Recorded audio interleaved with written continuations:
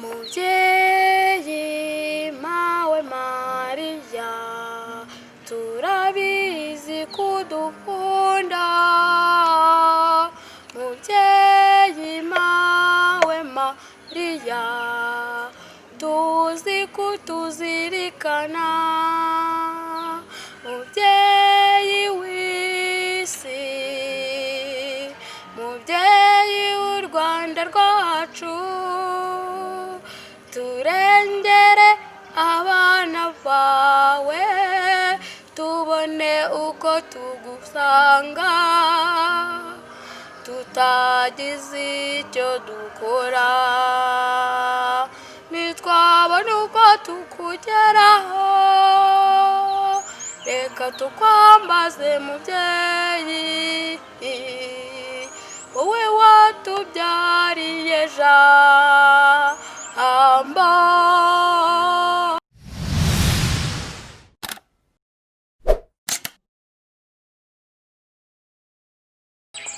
Nshuti bakunzi ba Mfata Ikiganza TV turabasuhuje. Ni wa mwanya mwiza rero tubaganirira twongeye guhurira mu kiganiro turi kumwe n'abatumirwa babiri nkuko mubibona n'abana bakeye bambaye neza uko bakeye ku mubiri ngira ngo no ku mutima niko bakeye. Nagira ngo rero mbasabe batangire bibwira abadukurikiye. Dukunda kuvuga ngo ladies first. Natangira. Amazina yanjye nitwa Irakoze Epiphanie. Irakoze Epiphanie murakoze namwe mwitwa? Nanjye amazina yanjye bayita Rukundo Jean Marie Vianney. Rukundo Jean Marie Vianney urakoze. Nkuko mubabona rero aba bana bari mu muryango wa ADUMA. Twagira ngo rero tubabaze ese ADUMA nk'umuntu utabizi mubyumvishe bwa mbere bisobanura iki? ADUMA iri mu magambo y'impine mu Gifaransa mu mugambo arambuye ni Association de Marie Auxiliatrice. Mu Kinyarwanda akaba asobanuye umuryango wa Bikira Mariya utabara abakristo. Umuryango wa Bikira Mariya utabara abakristo. Ese Jean Marie watubwira muri make inkomoko y'umuryango wa Bikira Mariya utabara abakristo? Murakoze. Muri make inkomoko y'umuryango wa Bikira Mariya utabara abakristo yatangiye tariki 10/12/2015. Umuryango wacu wa ADUMA wazanye hano Kabgayi na Celestin Ngoboka awuzana hano Kabgayi hano mu Basereziyane twe tubimenyeshwa nyuma n'umubyeyi mwiza Madame Rose dusobanukirwa neza umuryango wa ADUMA dukurikira inyigisho zawo ariko umuryango wacu ADUMA watangiye 2015. Murakoze. Ese Epiphanie niki abana batari muri ADUMA baba barahombye? Ibyo byose kuba muri ADUMA hari inyungu hari ikintu mugenda muvanamo.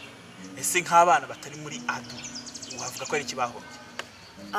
Mu by'ukuri abana batari muri ADUMA bahombye byinshi. Si ukuvuga ko bahombye umubyeyi Bikira Mariya kuko no mu misa baramubona, ariko hari inyigisho nyinshi baduha ku mubyeyi Bikira Mariya kandi no mu bwonko bwacu no mu mitima yacu akatugeramo neza n'ibinezaneza bye bigatura mu mutima wacu. Yego. Epiphanie rero atubwiye yuko hari inyigisho nyinshi bakura mu muryango wa ADUMA. Jean Marie tubwire nk'inyigisho nk'ebyi abarungukiye mu muryango wa ADUMA. Ikintu murakoze, ikintu cya mbere nungukiye mu muryango wa ADUMA.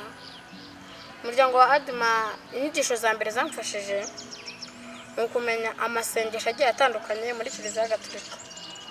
Icya kabiri nungukiye mu muryango wa ADUMA twarakomeze dufatikanya gusenga ndushaho kugenda amenya Imana uko bwije nuko bukeye. Murakoze. Warushijeho kumenya gusenga kwegera Imana uko bwije nuko bukeye. Ese Epiphanie iyo muri ku ishuri habaye abana bitwara nabi babura se? Ntabwo babura. Ni iki rero umwana uri muri ADUMA ashobora gufasha abana bagenzi be ku ishuri nk'umuntu wamenye Imana nkuko batubwiye ko mu muryango umenya Imana? Nko mu masomo akenshi abana bo muri ADUMA barigaragaza, akenshi barakurikira, ntago akenshi bateza akavuyo mu ishuri, bakagira abandi inama banabasobanurira babagira inama yo kudateza akavuyo mu ishuri bakitonda kandi bakanabashishikariza kuzaza muri uwo muryango wa ADMA kugira ngo nabo ibyo byiza twabarushije bajye babibona, nko kwitonda mu ishuri, bakagira ikinyabupfura, banasabana n'abandi bagenzi babo. Murakoze. Mu Kinyarwanda rero bakunda kuvuga ngo igiti cyiza cyeraho imbuto nziza. Ese ababyeyi banyu niki bashobora kuba bavomaho nk'abana bohereje babahaye uruhushya rwo kujya muri ADMA? Ababyeyi banyu mubona ari cyo babavomaho? Jean Marie. murakoze cyane. Ababyeyi bacu ikintu batuvomaho icya mbere ni uko witwara muri quartier cyangwa no mu yindi mibereho yo mu rugo. Icya mbere ni uko witwara ugakomereza no kubufasha abandi.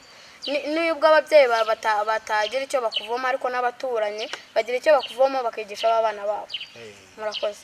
Jean Marie yatubwiye imyitwarire muri quartier. Ese Epiphanie niki mugaragariza ababyeyi banyu ku buryo bavuga kuti abana bacu bahararezwe tuzakomeza tujye tubaha uruhushya bajye muri ADMA? Murakoze.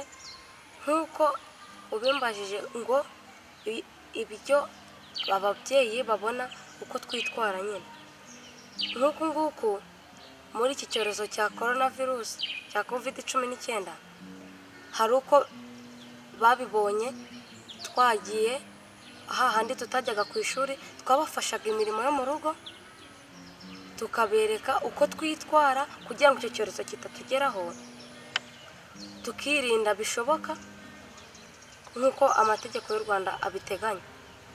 Kandi ababyeyi bacu baranabidushimiye ko babona tunarusha abandi baturanyi bacu batajya muri ADMA.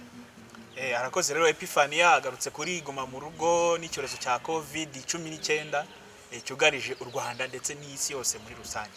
Ese Jean Marie baba waramenye ingamba zo kwirinda COVID-19? Izo nazimenye cyane, kenshi dukunda no kuzikangurirwa. Ni nk'izihe rero kugira ngo wongere ukangurira abana badukurikiye n'abantu bakuru abadukurikiye bose muri make yambere ugira icyo bakangurira kubijyanye no kwirinda COVID-19? Kwirinda COVID-19 mbese ni ukugumya twirinda icyorezo kuko kiracyariho. Dukaraba intoki neza n'isabune n'amazi meza, kandi tukambara neza agapfukamunwa, tukubahiriza intera ku ishuri, mu rugo, tukirinda mbese dushyiramo intera, dukaraba intoki, twambara agapfukamunwa, kandi dukangurira n'abandi kwirinda kuko icyorezo kiracyahari. Murakoze. Epiphanie, kuri izo ngamba Jean Marie tugiye, wowe nta kintu wakongeraho? Icyo nakongeraho kuko akenshi uko bakunda kubidushishikariza, hari benshi mu nzira bagenda agapfukamunwa bakamanuye, kandi akenshi mu masoko bakunda kwegerana cyane. Nk'ibyo ngibyo akenshi ntabwo abantu bakunda kubyitaho. Twebwe rero nk'ibyo twabashishikariza ni ukubyitaho, tukambara agapfukamunwa neza n'amazuru tukayapfuka, kuko ntabwo tuzi aho korona ibiri, kandi ntabwo tuzi umuntu uba uyirwaye turebesheje amaso. Nk'uko bakunda kubitubwira ko yandurira mu matembabuzi, umuntu ashobora kwitsamura utari wabyiteguye, ukabura yanduye ari wowe wabyiteye. Murakoze. Yego rero urabona ko natwe twabyubahirije, intera ya hagati yacu irahari. Yenda abantu bakwibaza bati se kuki mutambaye udupfukamunwa, twagira ngo amajwi abashe gukomeza kubageraho neza. Ariko muri makeya natwe iyo gahunda twarayimenye yo kubahiriza ingamba zo kwirinda COVID-19. Buriya rero abana barezwe nkamwe baciye mu muryango mwiza wa ADMA, Association de Marie Auxiliatrice, namwe ngo nishyira muri rya Bikira Maria Umwamikazi utabara abakristu, amufite impano zitandukanye, sibyo? Impano zitandukanye zishobora gushimisha abadukurikiye n'abana bagenzi banyu muri makeya. Ese turahera wumva ashaka gutangira ni ushaka gutangira kutwereka impano ye nyine?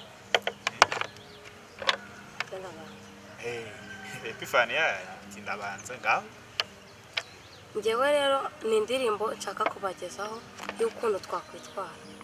nakora iki ngo mbe uwo wishimira Mana, nagera nte ngo nzabona ijuru, mpagarare he ngo nakire umugisha wawe, hoya ntusubire ndawushaka, jya ufasha imfubyi n'abapfakazi Mana, abababaye nabo bagereho, sura abarwayi nabo mu nzu z'imbohe, bigire kenshi burya n'injye ugirira. Epifani ati nakora iki kugira ngo nzabone ijuru? Ese Jean Marie umukobwa arakurushije? katurebe. Ya. Mubyeyi mawe Mariya, turabizi kudukunda,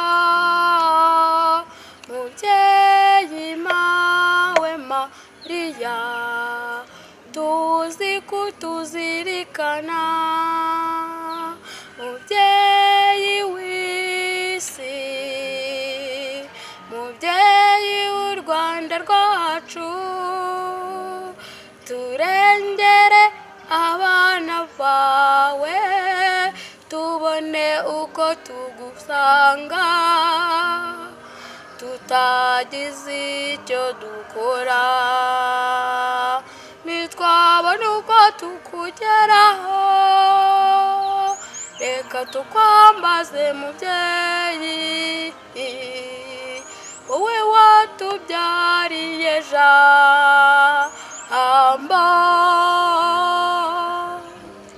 Mama we, mbega abana bazi guhugomba. Rero mbaye ntutanga amanota, njye navuga ko mwaguye miswi. Ese ubundi kugwa miswi mwanganije, ariko buriya abadukurikiye bazatanga amanota batubwire bati waririmbye neza kurusha undi. Mwese mwabikoze neza, ariko bashobora kuzabitubwira. Rero mu gusoza ikiganiro cyacu nagira ngo muhe umunota umwe agire abo yifuriza Noheli nziza n'umwaka mushya muhire, dore ko byegereje. Epifani ngaho. Murakoze. Muri make abo nifuriza Noheli n'umwaka mushya muhire ni bose, abatuye u Rwanda bose, abatuye isi yose, Afurika n'ayandi mahanga. Ndayifuriza abana bagenzi banjye, abataba muri Adima n'abayibamo, ndanashishikariza abatarayizamo kugira ngo amarembo nafungurwa nabo bazabashe kuhagera. Arakoze cyane ati n'abatari muri Adima igihe ibintu bizaba byasubiye mu buryo nabo bazabashe kuza muri Adima. Jean Marie nawe rero gira ubwiza mushya muhire. Murakoze. Noheli nziza n'umwaka mushya muhire, bizashimishe bose, bishimishe abihaye Imana, ababyeyi bacu, ndetse n'abandi bose muri rusange, by'umwihariko Adima mbifurije Noheli nziza n'umwaka mushya muhire, aho bari banyumve yuko mbifurije umwaka mushya na Noheli nziza. Yesu azaba yaje kutuvukira, tumwitegure mu mitima yacu kugira ngo azavukiremo dufite imitima isukuye kandi twese twabukereye. Murakoze. Jean Marie rero na Epifani barakoze, batuganiriye, tuboneraho kumenyesha urubyiruko rwose rufite impano zitandukanye kwegera ubuyobozi bwa Mfata Ikiganza TV kugira ngo dukomeze tugaragaze impano zacu twiteza imbere. Murakoze cyane.